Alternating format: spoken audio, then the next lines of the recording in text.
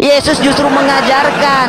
Yesus itu cuman jalan. Yesus itu cuman jalan. Tetapi tujuan kita itu adalah Sang Sumber. Kenapa Yesus bilang aku adalah jalan? Emang betul Yesus jalan mengajarkan. Untuk tujuan ke Bapa itu seperti ini. Akhirnya Yesus juga mengajarkan cara beribadahnya, cara berdoanya. Harus seperti ini kita berdoa dan menyembah itu harus kepada siapa. Itu Mbak Ica tujuan Yesus itu. Saya sepakat Yesus itu adalah jalan untuk menuju Bapa. Tetapi Yesus bukan berarti tujuan, tetapi hanya jalan. Saya tanya ke Mbak Ica, ketika Mbak Ica pingin ke Monas melalui jalan tol, apakah jalan tol itu Monas? Bukan, tujuan Mbak Ica itu Monas, tetapi tujuan melalui jalan tol. Seperti itu Mbak Ica. Ini saya ajar ini, saya mantan pendeta juga soalnya.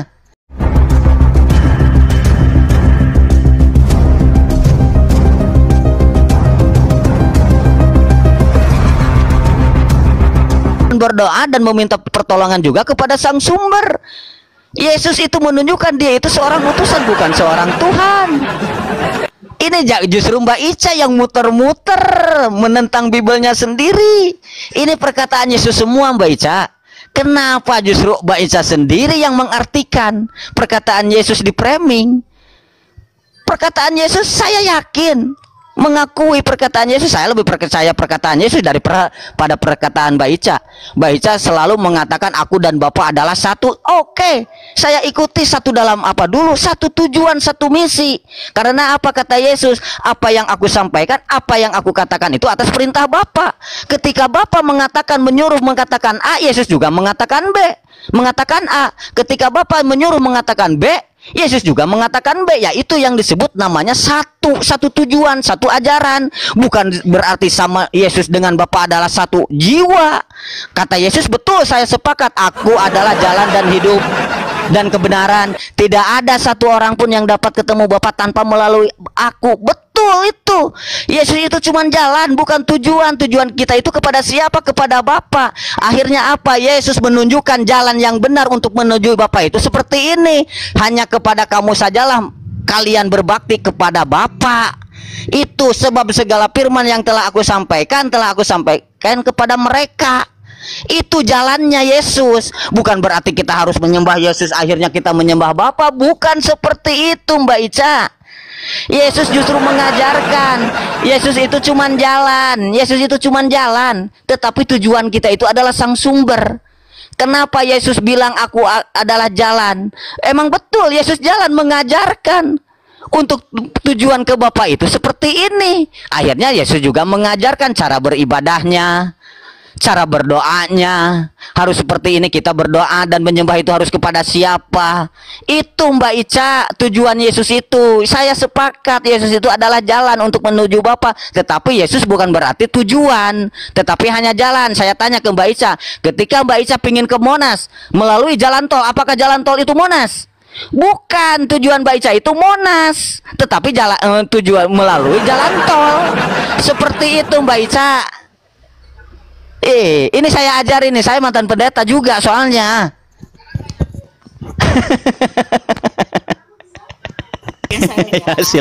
Silakan berpikir yang jernih. Kalau IQ yang lebih tinggi mungkin bisa berpikir. Iya, makanya kalau IQ menengah ke bawah tuh nggak akan mungkin dia bisa berpikir. Apa? Sudah dibilang ya, kalau IQ ya datar, menengah ke bawah, ya IQ rendah, nggak akan bisa dia berpikir. Karena apa? Dia berpikir stuck di situ aja, gitu, ya, stuck di situ aja dia. Dia mengatakan Yesus itu bukan utusan siapa?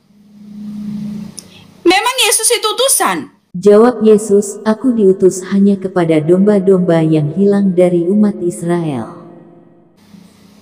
Dia diutus, ini bagian saya ya. Yesus diutus untuk menerima firman Allah, makanya di Yohanes 1 ayat 14. Firman yang telah menjadi manusia. Logosnya Allah, keinginan Allah, kehendak Allah, ya, itu menjadi manusia.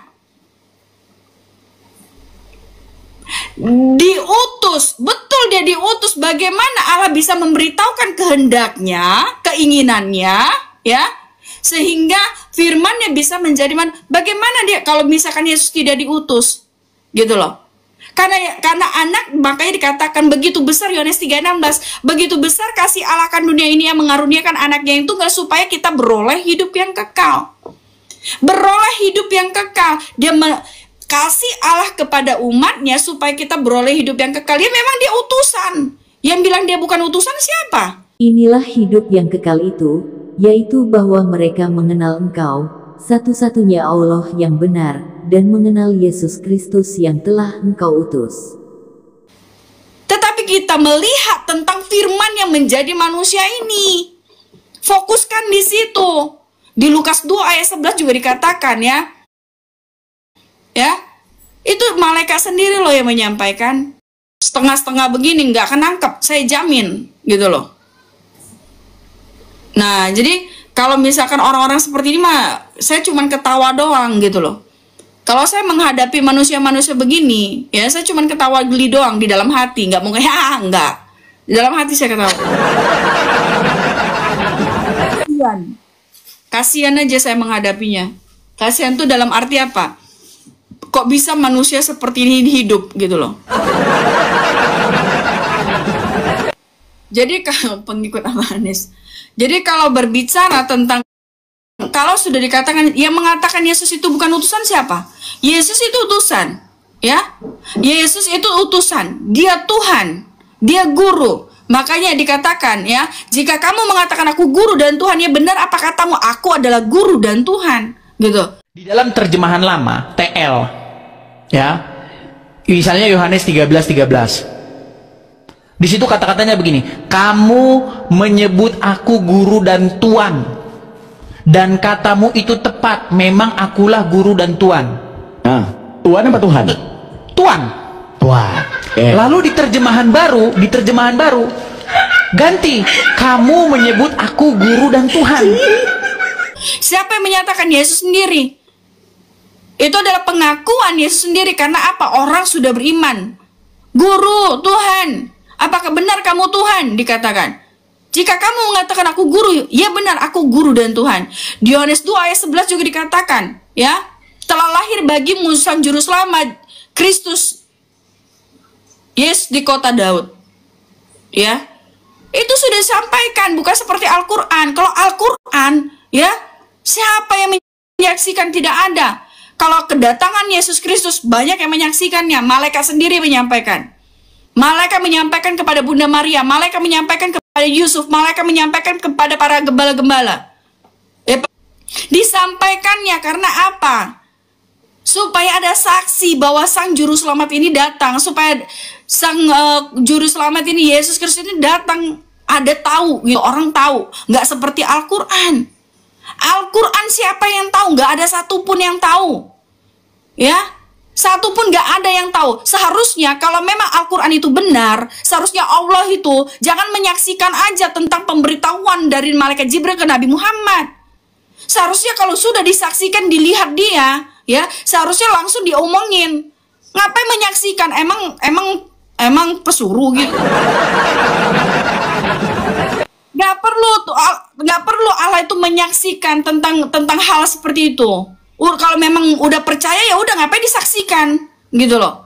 Kalau misalkan sudah percaya ya tentang kitab itu, ngapain disaksikan? Seharusnya ya udah biarin aja gitu. Malaikat Jibril bekerja dengan pekerjaannya, memberikan wahyu itu. Ini disaksikan katanya. Nah, yang menyaksikan Allah sendiri seharusnya ya. Kalau memang Al-Quran itu benar, Allah tuh langsung ngomong, bilang kepada siapa? Hai malaikat Jibril, katakan kepada istrinya. Hai malaikat Jibril, katakan kepada para sahabatnya, aku memberikan wahyu. Seharusnya begitu. Ya, memberikan wahyu kepadamu untuk menyampaikan kepada Nabi Muhammad. Seharusnya seperti itu.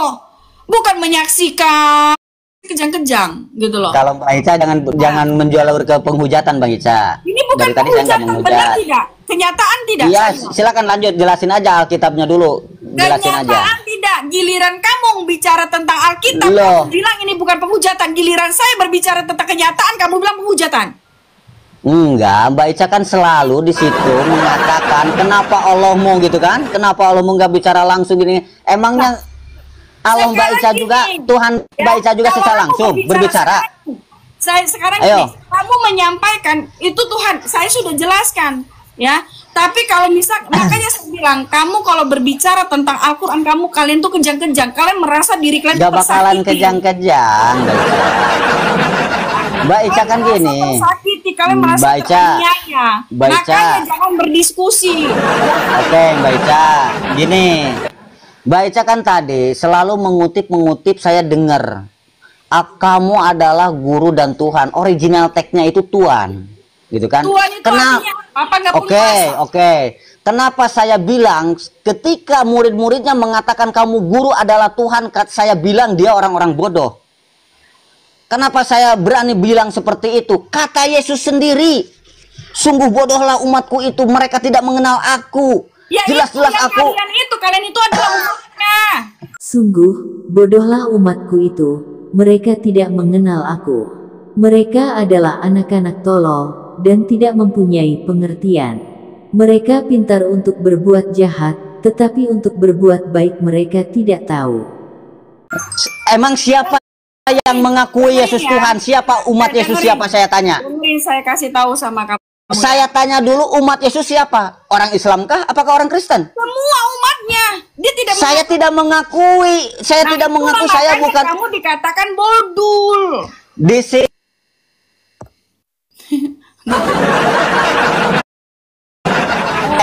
Di sini justru Yesus yang